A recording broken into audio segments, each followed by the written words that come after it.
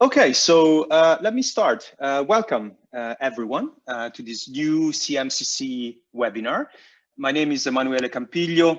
I'm an associate professor at University of Bologna, and I'm also affiliated to the RFF-CMCC European Institute on Economics and the Environment, EIE for short. So today I will be moderating the event, but of course the main course is our speaker, Francesca Larosa. Francesca is a PhD candidate at Foscari University in a PhD in climate change sciences and management. And she's also working for the RAS division of CMCC, that stands for Risk Assessment and Adaptation Strategies. She also has a visiting affiliation at UCL London. So before I give the floor to Francesca, let me just go briefly through a set of slides to introduce you to the context. So the event is organized by CMCC, the Euro-Mediterranean Center on Climate Change. That is a scientific research center. It was established in 2005. It became a foundation in 2015, and it deals with a number of different topics connected to climate change and its interactions with society, environment, businesses, and policy making. We have a number of offices spread out through Italy, you see from north to the south. And the research is divided, is organized in 9 divisions. And you see the 9 divisions here. So Francesca's division would be the bottom left one, risk assessment and adaptation strategies. The topics that CMCC work on are many, spanning from natural sciences to social sciences, including ecosystem services and modeling and computing. We organize also, we engage in a number of different activities. So academic publications, of course, is one of our main objectives, but we also organize events and educational activities and dissemination activities like this very event that you're attending. So one last thing has to do with questions. So it's very important. If you would like to intervene with a question to the speaker or a comment on the research that is being presented, please do so. You have 2 ways to do that. The first one is the easiest one, which is to write in the Q&A section that you should see as part of the Zoom platform that allows you to ask questions even during the talk. So I will wait until the speaker ends to pose the question on your behalf. Otherwise, you're very welcome to raise your hand, and then I will give you the floor again at the end of the talk for you to ask your question.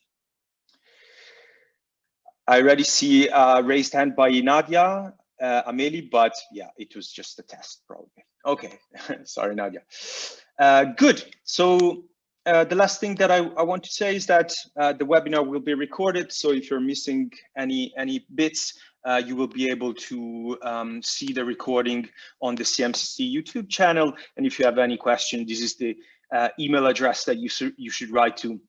And also, of course, there is the CMCC website where you can find plenty of information. So that's it from my side. Francesca, I will now leave the floor to you, and I will stop sharing and let you share your presentation. Thank you. So let me see. Let's see if you can appreciate the full screen mode. Can you see the presentation? Yeah. Yes, we can. Okay. Thank you. Okay, thank you for the introduction and the opportunity. My name is Francesca Larosa, as Emanuele was correctly saying. And today I'm presenting a work that we've been carried out with 2 other co-authors based at UCL, Dr. Nadia Ameli and Dr. Jamie Rickman. This work is focusing on finance for hydropower and tries to understand what is the architecture of the financial sector supporting this technology, and if and how this architecture can support a just energy transition. And the reason why we focus on hydropower is because despite the existence of several renewable energy technologies, hydropower remains the first per capacity and electricity generation. Here, for example, on the left-hand side of this figure, you can see data from IRENA, where the blue bar is the hydropower share in capacity generation. And despite its importance, the investment trend is actually not increasing. With the exception of 2017, in fact, investments in the sector has been declining in favor of other technologies. However, it's super important to keep on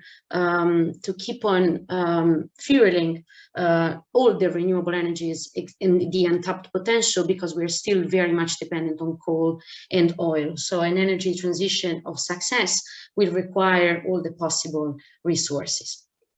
On top of this, hydropower is also very important to support energy security. Here you see a picture from the International Energy Agency that shows you how many people in the world don't have yet access to electricity, which seems a basic universal right, but it's still not a thing. And dams, especially multi-purpose dams, contribute not just to energy production, but also to water storage, irrigation, and the creation of affordable, reliable, and continuous supply to power home, clinics, and schools and jobs. Now, we're not saying in this work that we're actually claiming for more hydropower in the world. We're very aware and conscious about the social and environmental implications of many of these projects. But the purpose of this paper is actually to show what has been done over the past century and where are we in terms of hydropower finance with projects over the past centuries. We need to take into account 3 challenges ahead that are very important. The first is unmet needs for electricity, given a growing population with growing needs. The second is declining water security, and the third is climate threat. So in order to move towards a clean world, we need to address the transition gap, allowing countries that are far from realizing a clean energy transition to support them in order to move towards resources that they actually have already in-house. In fact, this is one of the points of the Paris Agreement itself, to enable countries to move from brown to green electricity production. And this can be done with a transfer mostly from those who have the most to those who need the most. And when it comes to hydropower, this is becoming a true matter of concern because investments are very risky. In fact, they require investors to lock in the capital they invest for approximately 2 decades.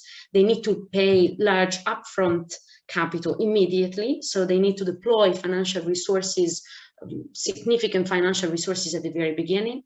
And sometimes they do have inconsistency, they do invest in inconsistent domestic policy environments.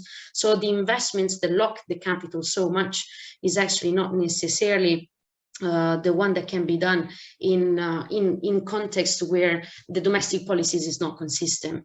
That's why understanding who is financing what with whom, so the architecture of the financial sector matters, because we need to understand especially who is interacting with whom, to understand the fair and equal allocation and use of resources, but also to understand where the barriers are to address, again, those who are mostly in need.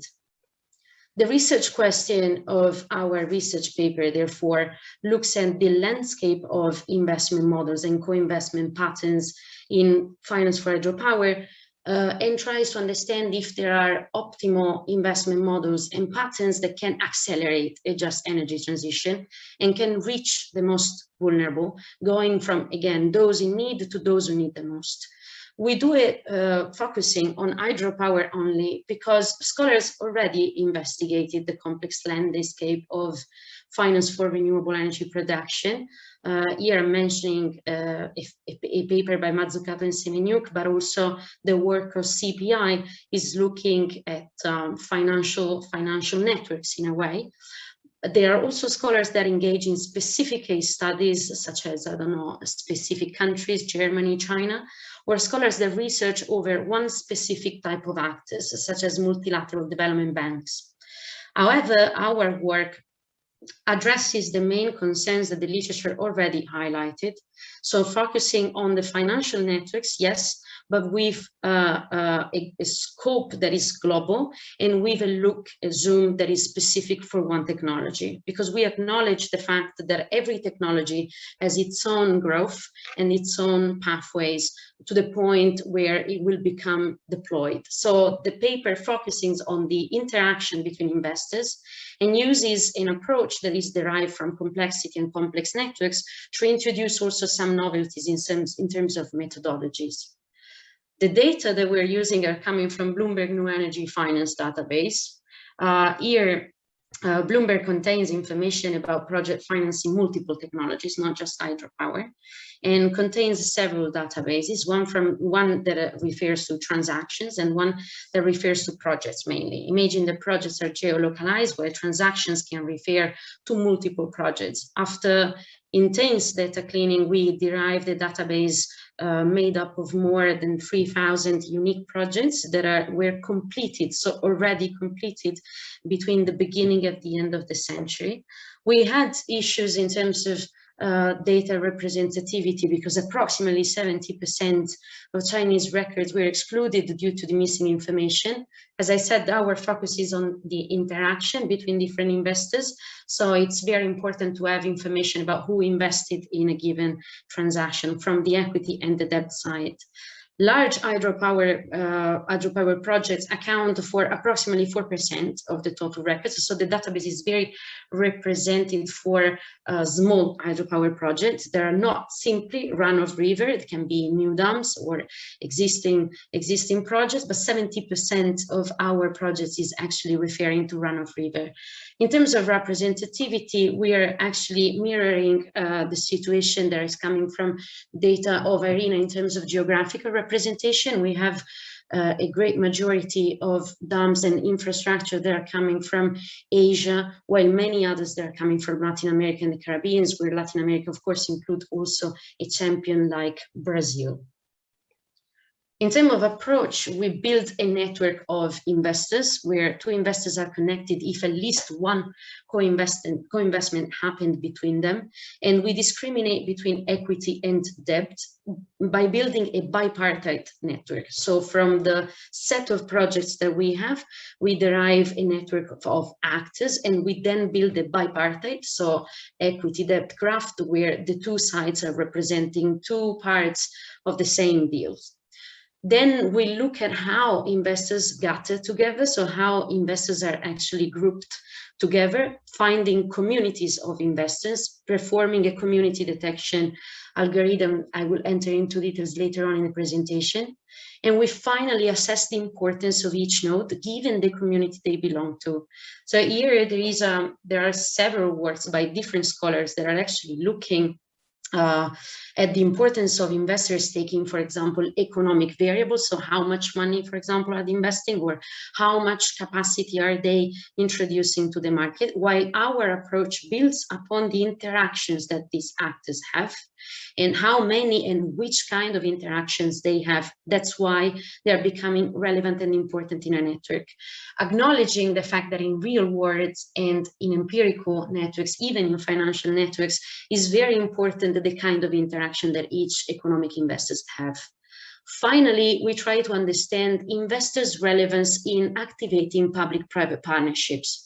Because as I said at the beginning of the presentation, it is crucial to have quite a significant network of actors to face the risk derived from these investments that are very long and are very intensive in terms of capital requirements. So public-private partnership are a tool to actually de-risk projects, but also share information and know more about the maturity conditions of the market where we're investing. We also categorize the actors, which is something that we do with half in automatic and half a manual procedure.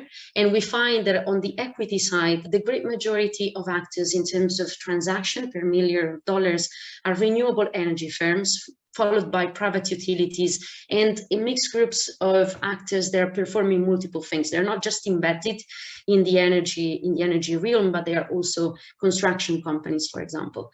The difference between renewable energy and energy firm here is that renewable energy is a core component, a core business for the firm, while energy firms are actually investing in brown and green technologies. On the debt side, instead, the large majority of transactions in terms of capital invested is performed by public bank, where public banks are institutions owned by the state, managed by the state, followed by commercial banking. And finally, at the third place, we have these international and multilateral actors, which include international organizations, multilateral banks, and bilateral institutions.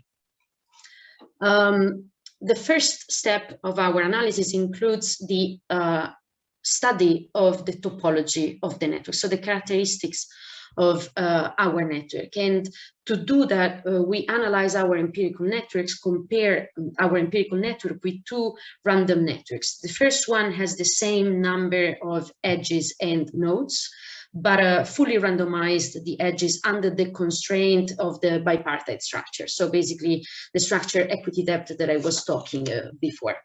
While the second random network we use it for comparison is a network with the same number of edges, the same number of nodes. The edges are fully randomized again, but they are under the constraint of preserving the degree of each node. So the number of links that each node is attached to. And by looking at the topology of both the depth and the network and the equity network, we find that there are different characteristics with respect to their coefficient of variation, so the dispersion of their degree distribution. In the depth network, we find indication of high dispersion, so high coefficient of variation, indicating that there is the presence of hubs, where hubs are nodes with a number of links that greatly, far exceeds the average of the nodes existing. This characteristic is not appearing in the equity network, giving us an insights about a modular community structure where hub nodes are making links to distant communities. And this was basically setting the expectation for our community detection. In fact, when we analyze how investors are grouping together, we extract communities derived from link communities. So in this case, our algorithm acknowledges the fact that nodes can actually become clustered one to another for a bunch of different reasons. For example, nodes that are all investing in a given continent or in a given countries could be clustered together, while nodes that are belonging to one significant category can be clustered together.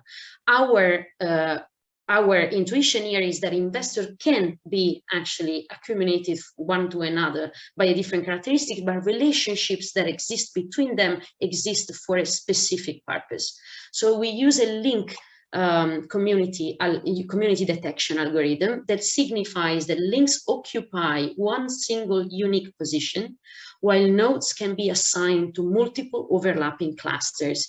Here, for example, I'm displaying one showcase from the IFC, the International Finance Corporation, that belongs to two different overlapping communities, which means that some actors can actually belong to multiple communities themselves. And when we run the algorithms multiple times running the simulation, we find 95 communities, which are again overlapping communities where links are occupying a unique position. And to achieve this result, we compute pairwise similarities between links sharing one node, where pairwise similarities is the Jacquard similarity expressed in the formula in this slide. Pairwise similarities are the seed of this hierarchical dendrogram, where branches describe the different communities. The dendrogram is capped at a point that is actually where the partition density is maximized. So it's giving us the optimal number of communities precisely where the partition density is maximized. And we find that between among 95 communities, some of them, not the great majority, are the ones that are highly connected, so are the ones that are actually connected, the great majority of the network, and some others instead are isolated.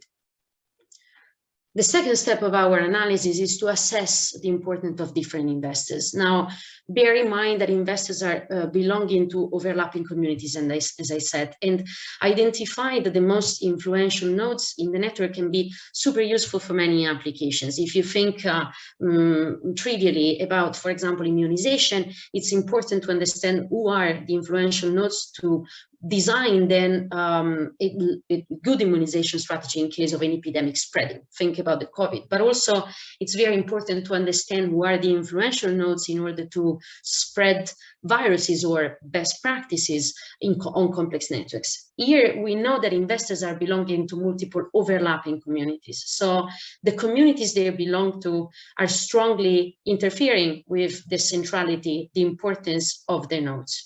Through the intra-community links, for example, the non-overlapping nodes exert a local influence on the nodes belonging to their own communities, while the overlapping community nodes exert a local influence on nodes of all the communities to which they belong.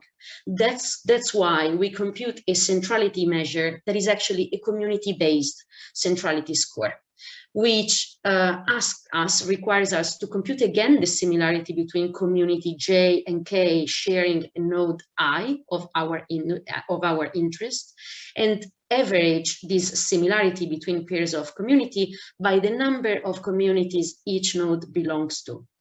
We then sum the communities each investors belong to over the total amount of the X community, which is the total amount of communities.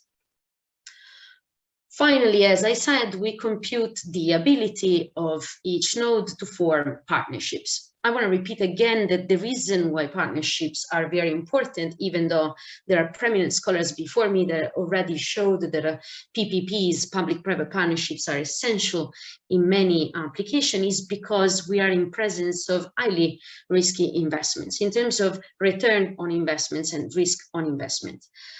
These kind of investments specifically require knowledge of associated risk. Bear in mind that associated risk can be not just investment risk, but also construction risk and even climate risk, physical and transition risks.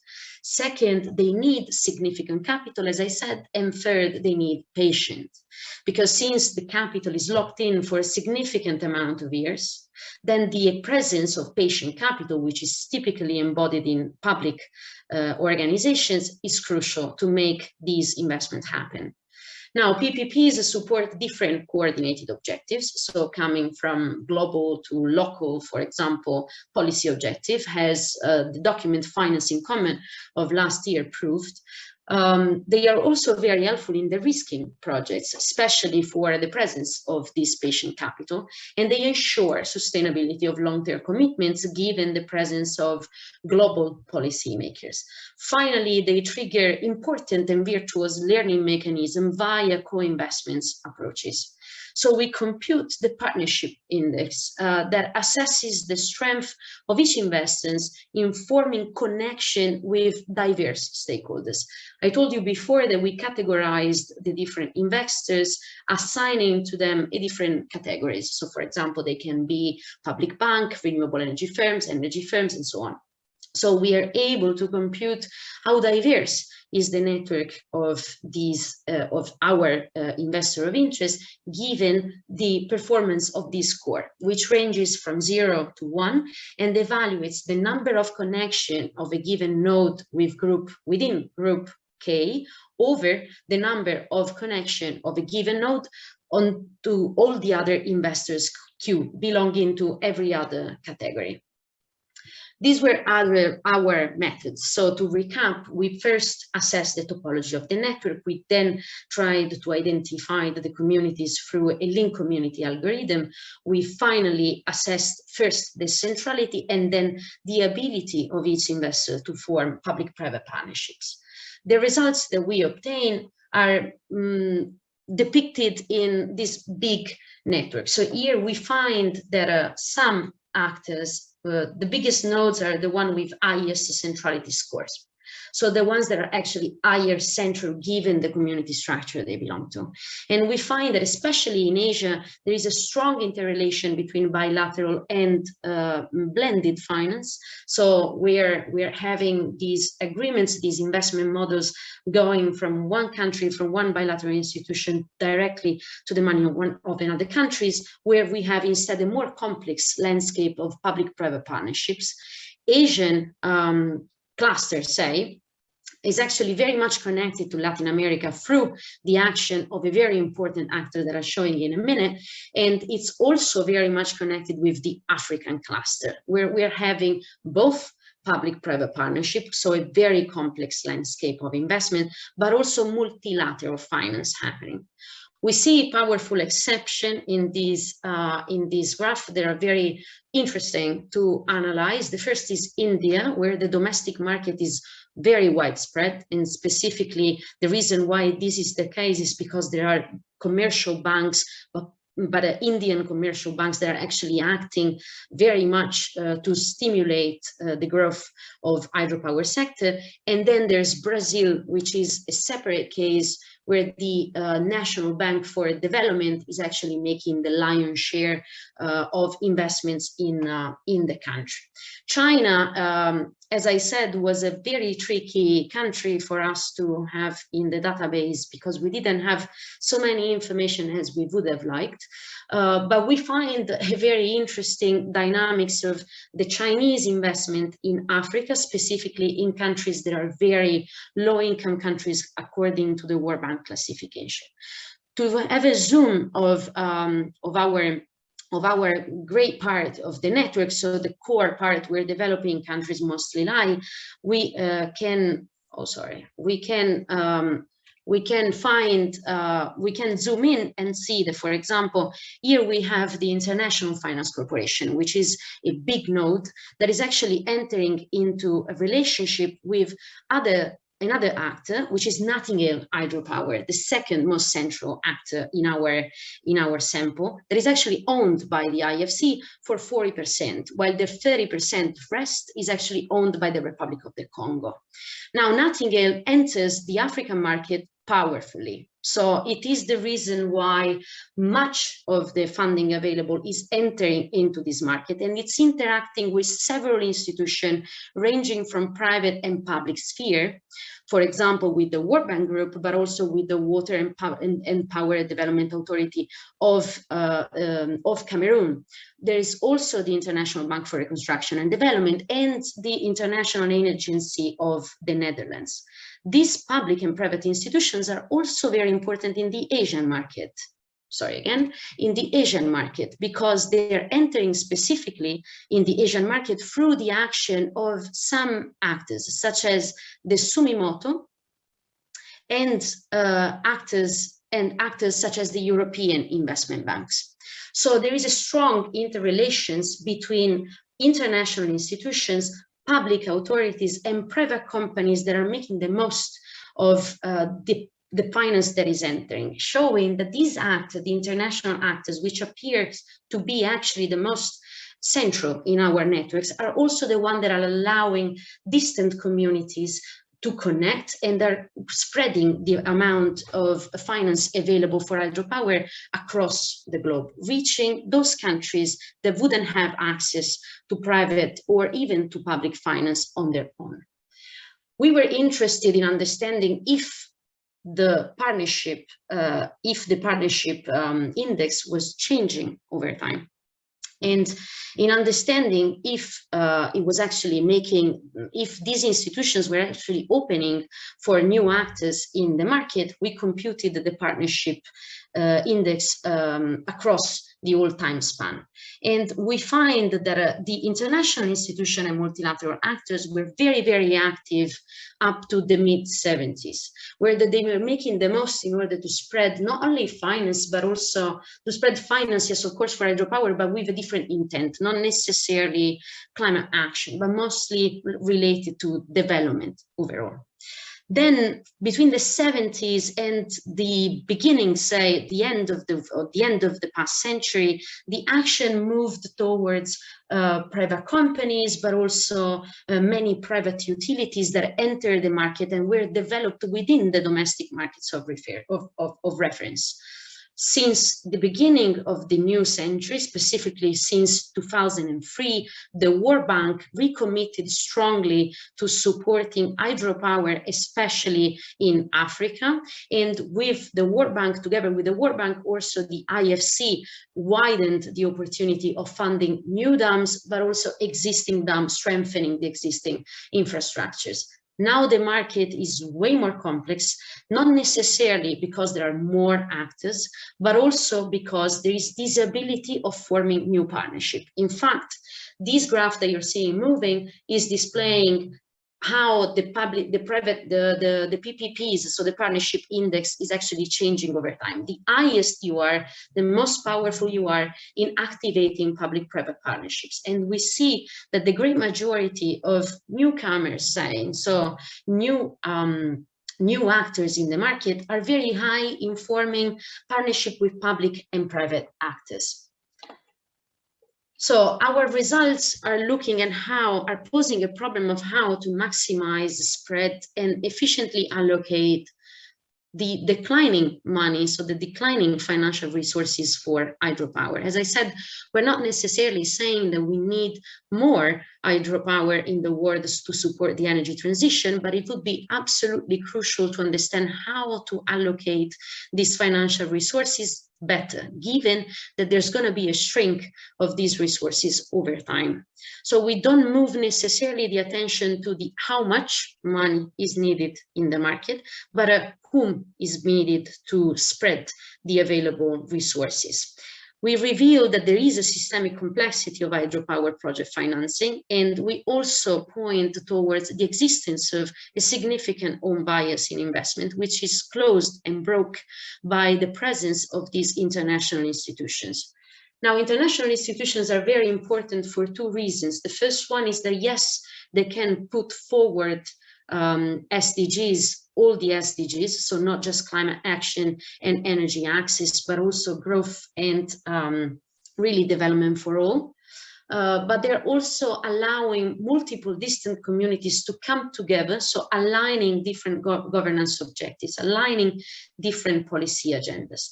That's why it's important to understand if they're really so powerful within our network and how we can spread their action to reach the most vulnerable.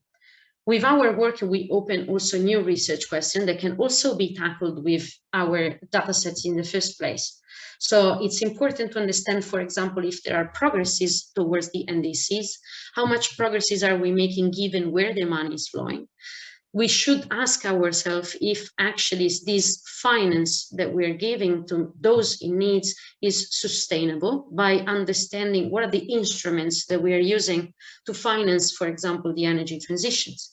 Because we remember that these countries are actually borrowing money specifically also from these institutions. And then it's a matter of concern to understand how the future climate is threatening the sustainability of these investments. If the future climate is actually going to affect where finance is flowing, and if the locations of where finance is flowing are the most suitable given changing climate conditions. So, as I said, a global policy agenda capable of looking at not just how much money do we need to move towards clean energy, but who is better to receive and spread this money is important to then allocate the available resources. I put some references for your future knowledge, and I thank you for your attention. I also thank my co-authors and a colleague of us for the valuable comments. Thank you very much. I leave the floor to Emanuele again. Thank you so much, Francesca. A really full presentation with lots of information and things to think about. So let me start by looking at the Q&A window. Whoever else has questions or comments, let me remind you, you would be welcome to put them in the Q&A window, or raise your hand, and I will give you the floor to ask directly to Francesca. Let me go through these 3 questions that we have, although some might have been answered by you already. So there is a question about the biodiversity of fishes and how this is taken into account in your studies and protected in planning hydropower dams, which I guess they haven't been taken into account. Exactly. Then let me tell you the 3 altogether, and then you can answer. So then there is another question about the capital lock-in. So how long is the capital locked in other renewable sectors, and also in comparison in fossil sectors? And then there is another question about your definition of community. I also have I was also wondering about that. So what do you mean by community? That's the question. You then, I think, explained that community is actually something that comes out of your network analysis. So you don't define them ex ante, but you find them. But maybe it would be nice for you to elaborate a bit on what the sense, the meaning that you give to this financial community category, and something interesting that you might have discovered there. Yeah, so let me start with the community one, because it's actually, I understand that we could actually talk about the definition of community forever, because there's no necessarily a shared and common definition, nor in network science, nor in other disciplines, about what a community is. In general, a community is made up of agents that are interacting way more than the average with one another. So you find significant patterns where agents are coming together for a purpose. In our network, they're coming together for investment in project finance.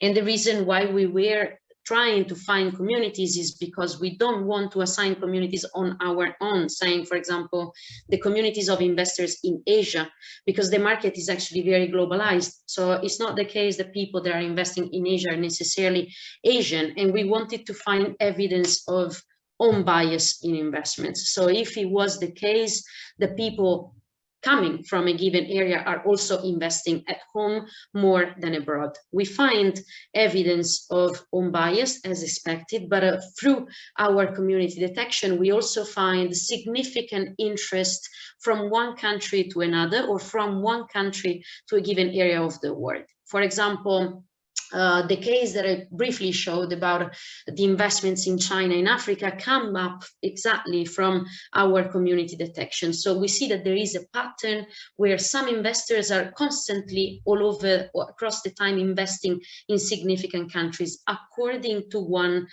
financial agreement. So for example, in this case, it was concessional finance, where they are bringing money from their own countries and they are investing directly with the governments of those countries.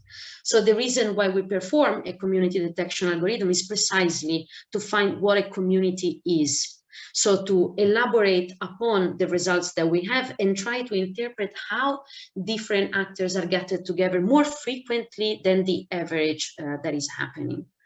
In terms of capital lock-in, instead, in other renewable resources, I honestly don't have the number in terms of time span on top of my mind, but in terms of construction time, hydropower is very intensive in that regard, because it requires now, even more than before, a preliminary study to assess really the suitability of a dam given social and environmental concern. And this is part of project development.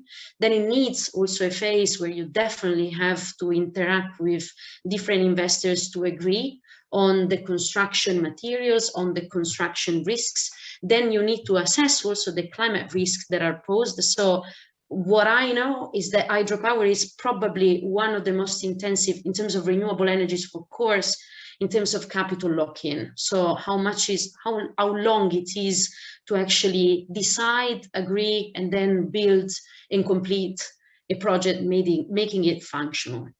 On the biodiversity, no, unfortunately, we don't look at I would say environmental concerns.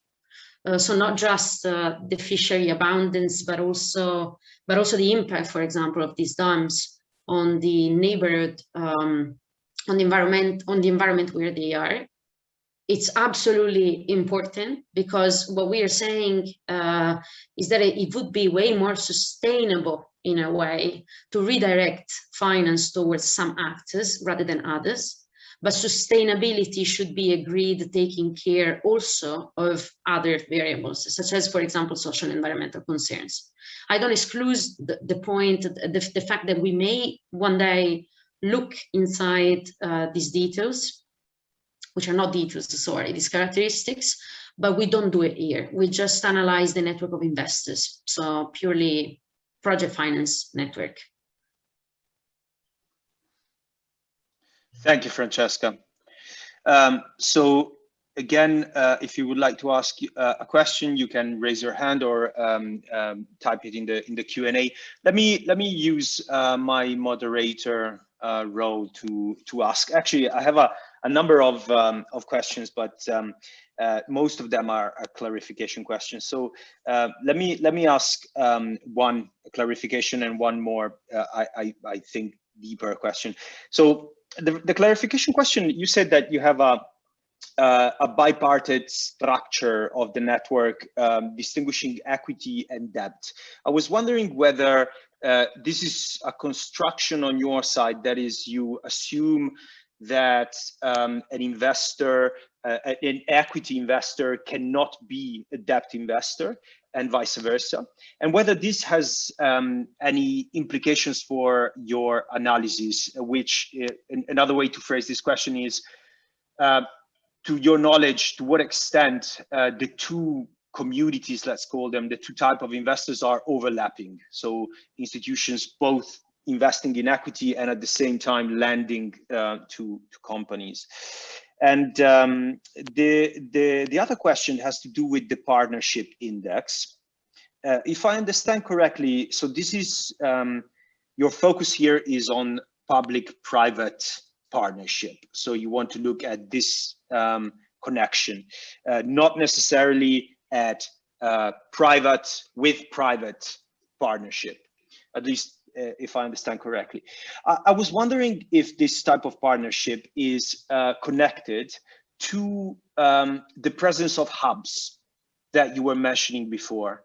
That is, I don't know if you checked, but is the presence of these large hubs conducive to more or less partnership? Because I can see both happening. That is, large hubs bringing partnership with the public, and also, of course, large hubs in the public sector.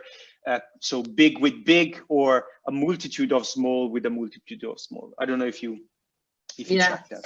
Yeah, so rich get richer, yes.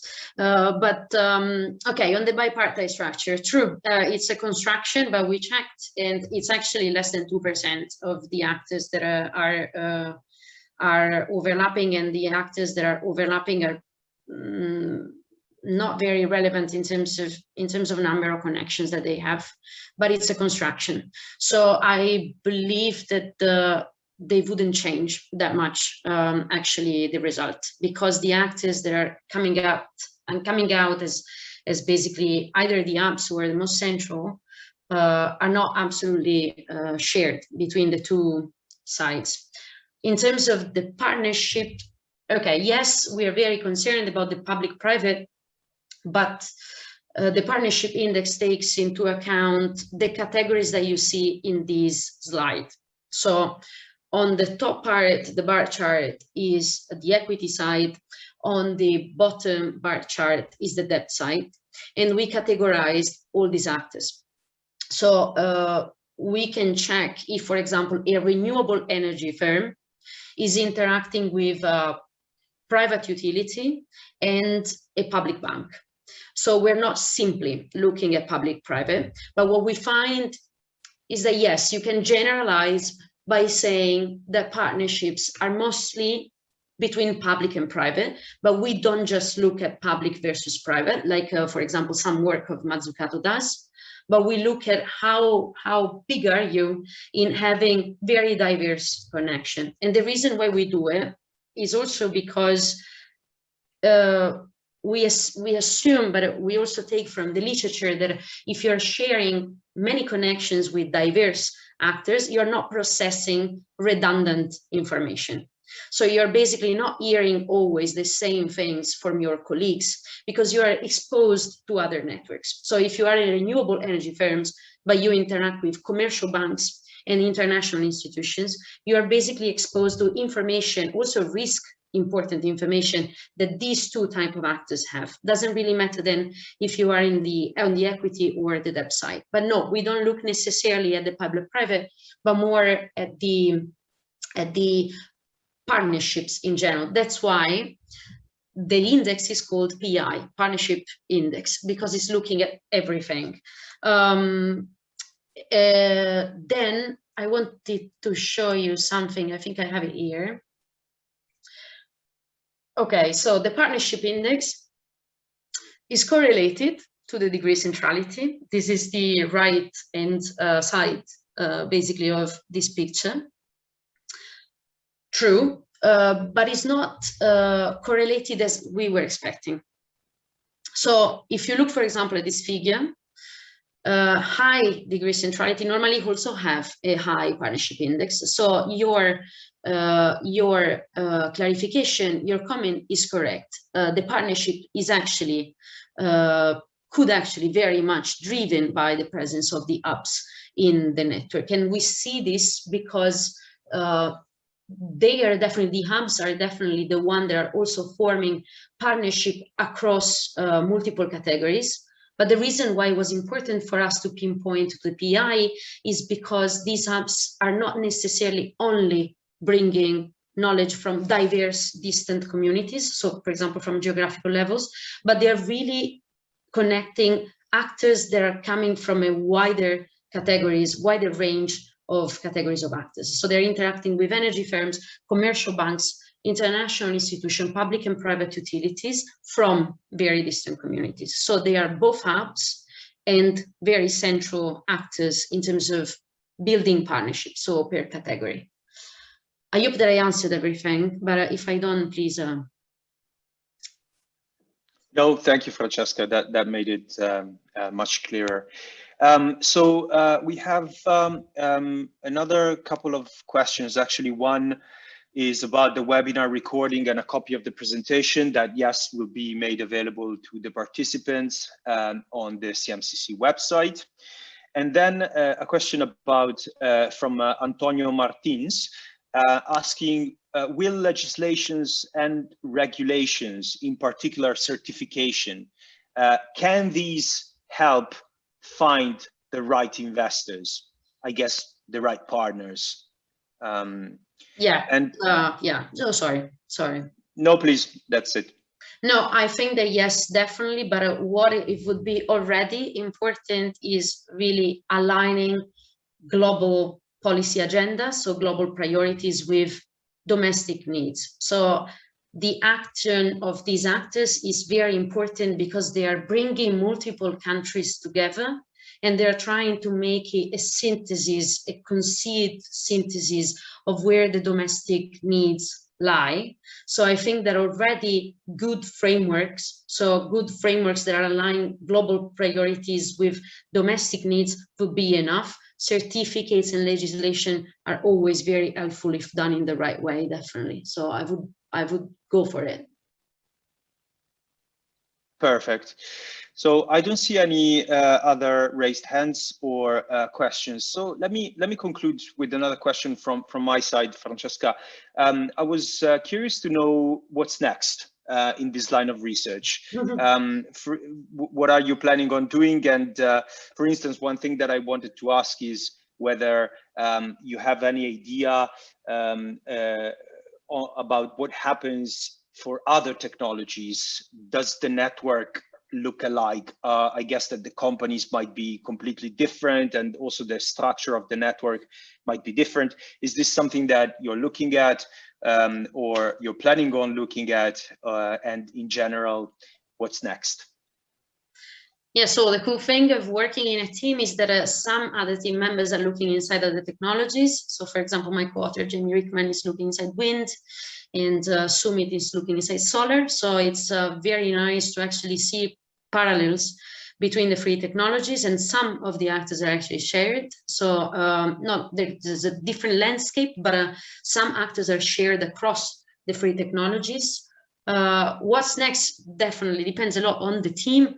I think that on hydropower, the important question is the debt sustainability one. So really understanding if this finance that we're giving for clean energy and renewable energy technologies is actually creating any unintended consequence, such as, for example, the increasing of public debt, because there would be then a trade-off that can be solved with, for example, capacity building or a transfer of technology and know-how more than concessional finance, to name one. So I think that in hydropower, it would be super important. Second, of course, I'm a PhD candidate in climate change sciences, so I think that assessing the risk of finance according to the changing climate is super crucial for everyone. It would be a great favor for everybody who is actually planning to invest or willing to invest. But I think that yes, as first step, it's very important to compare the different technologies to see where overlaps are and why, who are the big champions, for example, in the renewable energy space. And in hydropower, understanding really what does this sustainability mean, including the economic sustainability of investments. Brilliant. Thank you, Francesca, once again for this interesting talk.